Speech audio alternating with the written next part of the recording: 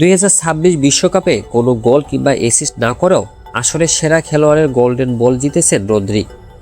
স্বাভাবিকভাবেই প্রশ্ন উঠেছে, মেসিকে পেছনে ফেলে কিভাবে এই মর্যাদাপূর্ণ পুরস্কার নিজের করে নিলেন স্প্যানিশ তারকা। ডিফেন্সিভ মিডফিল্ডার হওয়ায় গোল করার চেয়ে মাঝমাঠের দখল রাখা ও খেলার ছন্দ নিয়ন্ত্রণ করাই ছিল তার মূল কাজ। ম্যানচেস্টার সিটির তারকা পুরো টুর্নামেন্টে সুসংগঠিতভাবে প্রতিপক্ষের বড় বড় আক্রমণ মাঝমাঠে ধ্বংস করে দিয়েছেন। বিশ্বকাপের 8টি ম্যাচে 650টিরও বেশি সফল পাস দিয়ে ডিফেন্স ও অ্যাটাকের মাঝে সেরা সেতুবন্ধন করেছেন তিনি।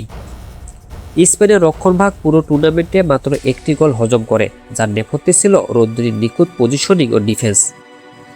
কোচ লুইস দে লা ফুয়েন্তের পুরো কৌশলটাই মাঠে সফলভাবে বাস্তবায়ন করার মূল কারিগর ছিলেন রদ্রি।